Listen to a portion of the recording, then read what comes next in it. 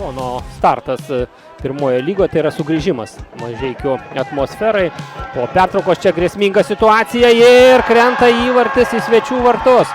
Štai taip, nesužaidus nė minutės, muša įvartį šeimininkai, jų džiaugsmo šokis ir veržiasi į priekį. Kėdainių Nevėžis.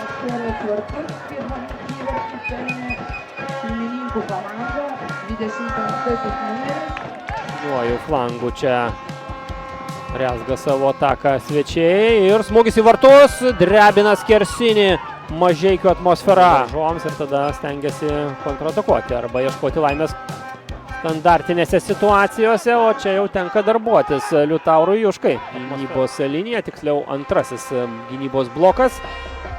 Aukštas perdavimas, išsilaisvina vis dėlto Marnas Andrijauskas branginti tuos taškus, juo labiau, kad būtent Mažeikių atmosfera praėjusiame ture nuskriaudė Klaipėdos Neptūną, sukūrė tam tikrą sensaciją. Smūgis ir perdavimas į baudos aikštelę ir jos prieigas. Čia ko gero perdavimą buvo pasirinkęs atmosferos 19-asis numeris Sesimas O. Tai pasibaigs kaip tik mūsų mačas.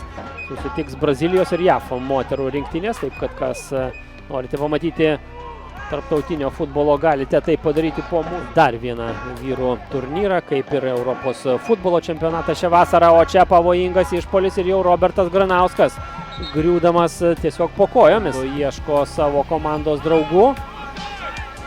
Vaskesas. Ir smūgis per save, fantastiškas įvartis krenta į Kėdainių Nevėžio vartus. Wow, įspūdingas šūvis, 16-asis numeris.